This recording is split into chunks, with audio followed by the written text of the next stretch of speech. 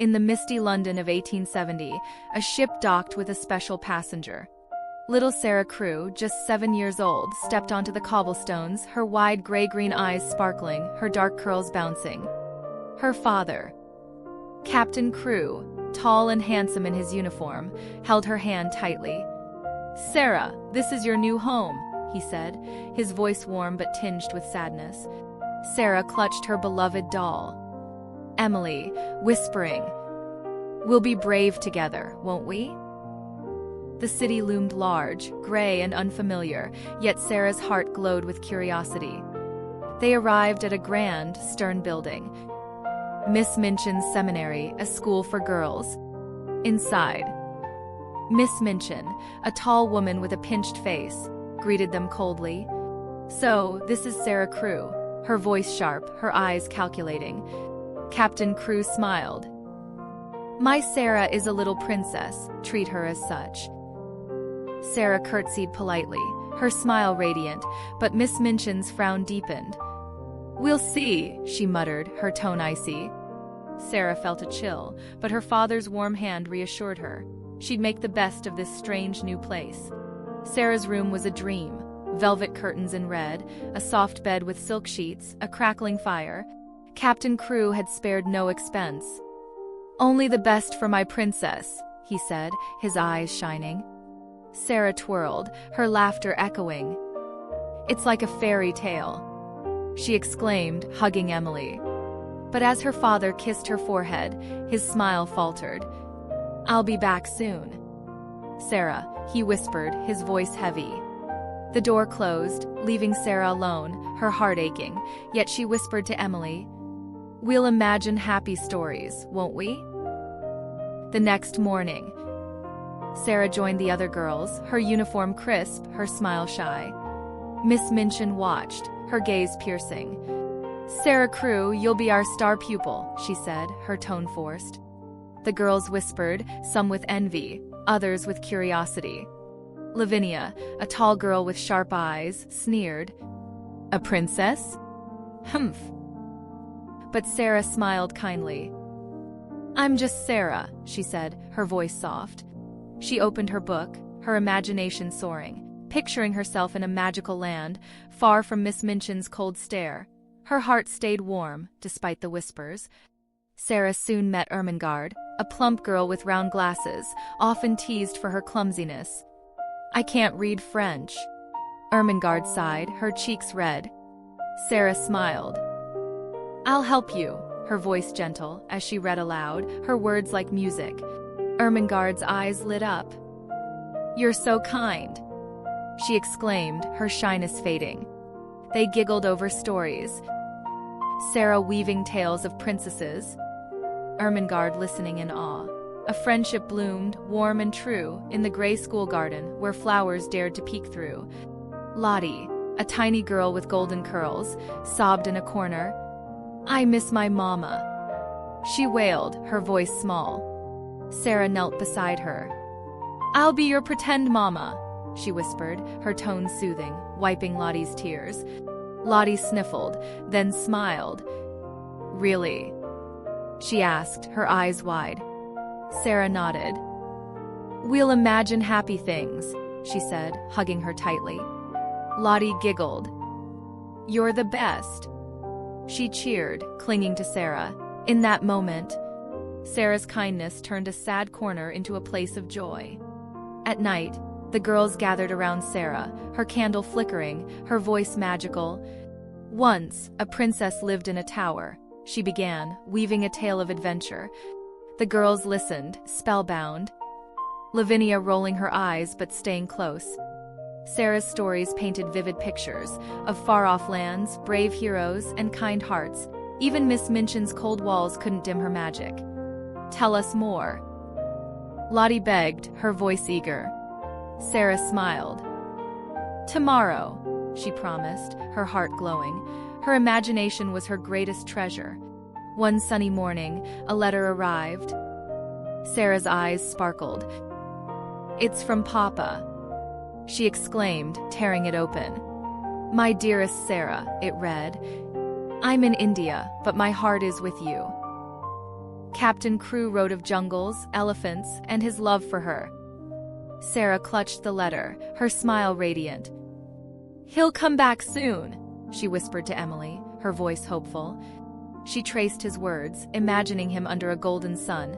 The letter was a warm hug across the miles, keeping her strong. Lavinia's jealousy grew, her sharp eyes narrowing. "Sara thinks she's so special," she hissed to another girl. During a lesson, she mocked. "A princess doesn't need to study," her tone biting. Sara looked up, her gaze calm. "I just try my best," she said, her voice steady. Miss Minchin overheard, her lips curling. "Enough, Lavinia," she snapped, but her eyes betrayed favor. Sara turned back to her book, her heart heavy, but her resolve firm. She wouldn't let unkindness dim her light. Sara's 8th birthday arrived, her room transformed, flowers everywhere, a grand cake with pink frosting. The girls wore party dresses, their laughter echoing. "Happy birthday, Sara." Ermengarde cheered, her voice bright. Sara beamed. "Thank you all," she said, her eyes shining, cutting the cake. Even Miss Minchin smiled thinly. "A fine celebration," she noted, her tone forced. Sara shared her gifts, a doll for Lottie, a book for Ermengarde. Her kindness made the day magical, a moment of joy in the gray school. That evening, Miss Minchin summoned Sara to her dimly lit office, her face stern and unyielding as she clutched a letter. "Your father is dead," she announced coldly. "His diamond mines failed, you're penniless." Sara froze, her heart shattering. "A faint, Papa?" Escaping her lips, in a broken whisper. Miss Minchin's lips curled into a sneer, her tone dripping with cruelty. "You're no princess now. You'll stay as a servant, working off your debt." She couldn't send Sara away. Her labor would save costs, and breaking her spirit would soothe Miss Minchin's jealousy. Tears welled in Sara's eyes, but she held them back, her chin lifting, with the courage her father had taught her, to face any storm. The next morning, Sara's world crumbled. Her fine dresses were replaced by a tattered frock, her luxurious room now a drafty attic, with a leaky roof. She carried heavy trays, scrubbed floors, her hands raw, her back aching from the endless toil. Miss Minchin watched with cold satisfaction, barking, "Work harder!" Her voice harsh, intent on keeping Sara as a servant indefinitely, to exploit her labor and crush her spirit. Yet Sara, clutching Emily, whispered bravely, "We're still princesses inside," her tone resolute, despite weary eyes. Her imagination became a sanctuary, shielding her from the cruelty as she endured Miss Minchin's calculated plan. The attic was freezing, wind whistling through cracks. Sara's thin blanket barely warming her. A single candle flickered, casting shadows. "It's so cold, Emily," she whispered, her voice small. She hugged her doll, her breath visible. "But we'll imagine a warm castle," her tone hopeful, picturing golden halls. The roof leaked, dripping water, yet Sara smiled faintly. "A princess endures," she murmured, her spirit unbroken. Her imagination kept the chill at bay. In the kitchen, Sara met Becky, a scullery maid, thin and hungry. "I've only this crust," Sara said, her voice gentle, breaking it in half. "Let's share." Becky's eyes widened. "For me?" she asked, her tone odd. Sara nodded. "We're friends now," she smiled, her heart warm. Becky munched gratefully. "You're a real princess," she whispered, her voice soft. Sara's kindness, even in hardship, lit up the dim kitchen. Her spirit shone brighter than ever. Lavinia spotted Sara scrubbing floors. "Look at the princess now," she taunted, her voice biting, the other girls giggling. Sara stood tall, her gaze steady. "I'm still me," she said, her tone calm. Lavinia smirked. "A servant," she spat, turning away. Sara returned to her work, her hands trembling, but her heart firm. "A princess is kind," she whispered to herself, her resolve unshaken, despite the cruel laughter. One snowy day, Sara slipped outside, a stale bun in her pocket. A beggar girl shivered, her eyes hollow. I'm so hungry, she whispered, her voice faint. Sara's stomach growled, but she handed over the bun. For you, her tone gentle, her smile warm. The girl's eyes lit up. Bless you, she said, devouring it. Sara watched, her heart aching, yet full. Her kindness warmed the icy street more than any fire could. Back in the attic, Sara closed her eyes. Let's imagine, Emily, her voice dreamy, picturing a banquet, golden tables, warm food, laughter. We're in a palace, she whispered, her smile soft. With Papa. The cold faded, replaced by warmth, her imagination painting a world of joy. Even as her stomach growled, her spirit soared. A princess always hopes, she murmured, her heart glowing, a light in the darkness. Miss Minchin stormed into the kitchen. You're too slow, Sara. Her voice harsh, her face red. Sara's head bowed, her hands raw. I'm sorry, she whispered, her tone quiet. Work faster. Miss Minchin snapped, slamming a tray down. No supper tonight.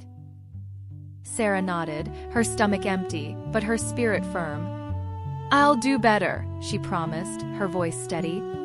She worked on, her heart whispering. A princess endures, her strength unshaken, despite the cruelty. One evening, Sara peeked through her attic window, spotting a man next door, in a turban, his face kind. Who's that? She whispered to Emily, her voice curious, watching him with a monkey, speaking softly. The man looked up, his eyes meeting hers, a faint smile on his lips. Sara smiled back, her heart lifting. He looks nice, she murmured, a spark of hope igniting. Perhaps kindness lived nearby. One morning, Sara awoke, her attic transformed, a warm blanket on her bed, hot food on a tray. Magic! She gasped, her eyes wide, touching the soft fabric. Who did this? She ate hungrily, her heart pounding. Someone cares, she whispered to Emily, her voice trembling. The cold attic now glowed, a mystery unfolding. Sara's hope rekindled. A princess believes in magic, she smiled, her spirit soaring. Sara called Becky to the attic. Look, she exclaimed, showing the food, her voice excited. Becky's eyes widened. Magic, she whispered, her tone awed. Sara nodded. Let's share, her smile warm, passing her a bun. Becky ate, tears in her eyes. You're an angel, she said, her voice soft. The attic, once cold, now felt like a palace. Sara's kindness and the mystery made their hearts glow, a shared moment of wonder. Next door, the man in the turban, Mr. Carrisford, spoke with his servant. Ram Das. That girl in the attic, he said, his voice thoughtful. She looks so sad. Ram Das nodded. She's kind, sir, his tone respectful. She gave food to a beggar. Mr. Carrisford's eyes softened. Let's help her, he decided, his heart moved. The magic in Sara's attic was their doing, a secret plan to ease her suffering. Another morning, Sara found a red coat, warm and soft, hanging in her attic. Oh! She gasped, her voice delighted, slipping it on, twirling. It's beautiful. The coat hugged her, chasing away the chill. Thank you, magic, she whispered, her smile radiant. She wrapped Emily in a corner of it. We're warm now, her tone joyful. The mystery deepened, her heart lighter. A princess trusts in kindness, she murmured, her spirit glowing.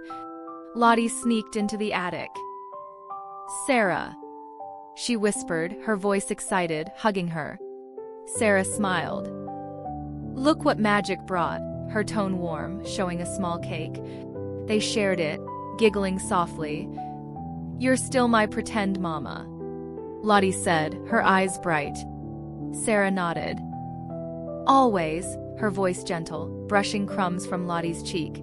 The attic felt less lonely, their laughter a quiet rebellion against the cold. We'll always have magic. Sara whispered, her heart full. Ermengarde crept into the attic, a book in hand. "I brought this for you," her voice shy, her eyes worried. Sara smiled. "Thank you," her tone warm, opening the pages. She read aloud, her voice soothing, tales of adventure. Ermengarde listened, her fears fading. "You're still a princess," she whispered, her tone firm. Sara hugged her. "So are you," her heart light, their friendship a beacon in the dim attic glow. One evening, the attic bloomed again, a table set with hot tea, pastries, and flowers. Sara and Becky sat, their eyes wide. "A feast!" Sara exclaimed, her voice trembling. "Magic is real." They ate, laughing softly.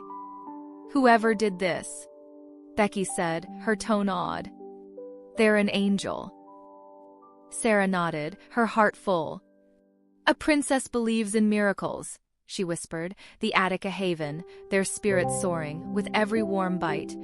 Late that night, a faint shadow stirred in the dim attic, as Ram Dass deftly slipped through the window, his monkey chattering with eager excitement. Sara, her eyes wide with wonder, gazed up and whispered, "Who are you?" Her voice trembling with curiosity. As the monkey darted toward her, she gently caught it, calming it with soft Hindi phrases she'd learned from her father, Captain Crewe, during their years in India. Ram Dass's eyes widened in sudden recognition, a spark igniting within him. "A friend," he said warmly, his tone kind. "I've been leaving gifts to aid you." The monkey nuzzled her cheek, and Sara smiled, her heart warming, as she murmured, "Thank you, you're the magic." Intrigued by her Hindi fluency and familiar features, Ram Dass gently asked her name and background, learning she was Sara Crewe, daughter of a British officer. Her hope flickered anew, as he noted the unmistakable accent of her father's heritage. Overwhelmed with realization, Ram Dass's heart raced, as he confirmed Sara was the girl Mr. Carrisford had tirelessly sought. Anxiety mingled with exhilaration. His breath quickened, hands trembling with the weight of the discovery, while his eyes gleamed with excitement. The long search was over, and the promise of reuniting her with her legacy filled him with a surge of joyful anticipation. In his dimly lit study, Mr. Carrisford sat, surrounded by a chaos of scattered papers and faded maps, his face pale with exhaustion. "Have we found her?" he asked, his voice faint, eyes searching with desperate hope. Ram Dass entered, bowing respectfully, and confirmed with certainty. "The girl in the attic, Sara Crewe, is Captain Crewe's daughter." He recounted how she'd caught his monkey, speaking Hindi fluently, and shared her father's military past in India. Tears welled in Mr. Carrisford's eyes as he whispered, "Sara, my partner's child," his heart racing with relief and guilt. Having searched tirelessly to atone for the lost fortune, he now knew the diamond mine's wealth was hers. With Ram Dass's report, his resolve hardened he would save her. Mr. Carrisford leaned forward. "We must bring her here," his voice urgent. "She's suffered enough." Ram Dass nodded. "I'll arrange it," his tone steady, pointing to the school map. "She deserves her fortune," Mr. Carrisford said, his eyes soft. "And a home." They planned carefully, their hearts set on saving Sara. The attic magic was just the beginning, a greater miracle awaited. "She'll be a princess again," Mr. Carrisford vowed, his spirit renewed. Miss Minchin crept upstairs, her eyes narrowing, spotting the attic's changes. "What's this?" Her voice sharp, her face twisted. "The warm blankets, the food." "She's stealing," she hissed, her tone venomous. She stormed down. "I'll punish her." Her heart cold, her jealousy burning. Sara's small joys fueled her rage. "No servant lives like this," she muttered, her cruelty deepening, unaware of the magic or the kindness behind it. Miss Minchin burst into the attic. "Thief!" she shouted, her voice harsh, pointing at the table. Sara stood. "I didn't steal," her tone calm, her eyes steady. Becky cowered. "It's true," she whispered, her voice trembling. "Liar!" Miss Minchin snapped. No more food. Her face red. Sara met her gaze. "I believe in magic," she said, her voice firm. Miss Minchin stormed out, her anger unchecked, but Sara's heart held strong, her faith unshaken. That night, Ram Dass returned. "Come with me," his voice urgent, helping Sara and Becky through the window. The monkey chattered, the night sky dark. "Hurry," he whispered, his tone kind. Sara clutched Emily. "We're escaping," her heart racing. Becky following close. They climbed down, hearts pounding. A new life waits. Ram Dass promised, his eyes gentle. Sara's courage led her into the unknown, a princess on the run. Mr. Carrisford's house glowed, a fire crackling. Sara and Becky wrapped in blankets.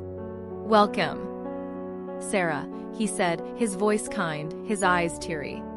"I knew your father," he explained. "The mines made us rich." Sara's eyes widened. "Papa's mines." Her voice trembling. "You're safe now," he promised, his tone warm. Becky smiled. "A real home." Her heart light. Sara hugged Emily, her spirit soaring. "A princess finds her way," she whispered, her new life beginning. Mr. Carrisford handed Sara a letter. "Your father's last words," his voice soft, a photo of Captain Crewe beside it. Sara's eyes lit up. "Papa," she whispered, her heart full, reading his love for her. "I thought you were lost," Mr. Carrisford said. "But now you're found." Sara smiled. "He's still with me," her tone steady. The truth healed her, her father's legacy, a fortune, and a new family. "A princess never gives up," she murmured, her spirit whole. Back at the school, a letter arrived. Miss Minchin's face paled. Sara's fortune restored. Her voice shaking. "She's gone." Servants whispered. "She's with a rich man now," their tone awed. Miss Minchin slumped, her cruelty exposed. "I've lost her," she muttered, her heart cold. The school buzzed, her power fading.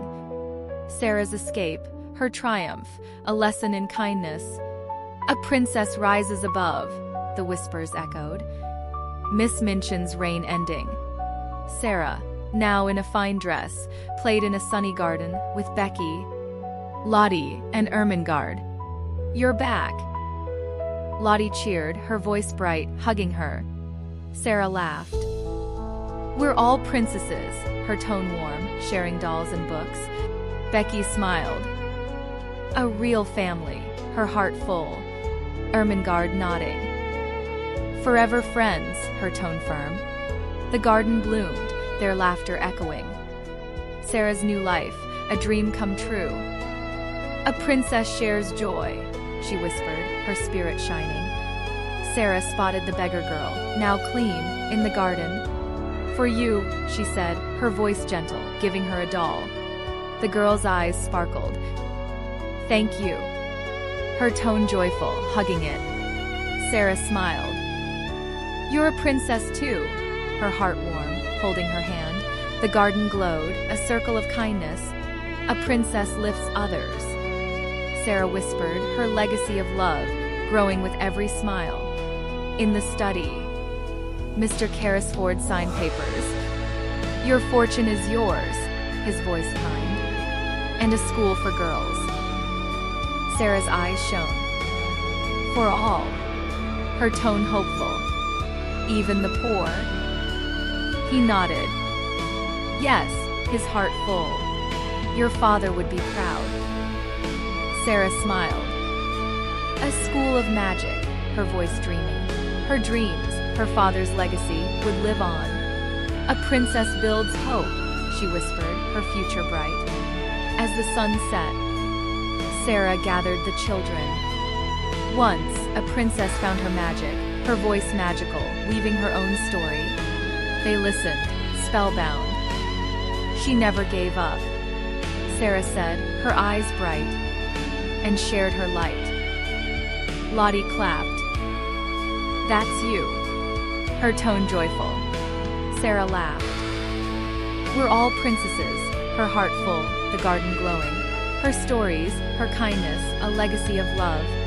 A princess inspires, she whispered, her journey complete. Sara's journey, from riches to rags, then back again, taught her true magic, kindness. She built a school, shared her fortune, and her stories, her laughter echoing. A princess never stops dreaming, her voice soft, her legacy bright. Friends, what's your magic? Share below, like, and subscribe for more tales of hope. Be a princess or prince of kindness. See you next time.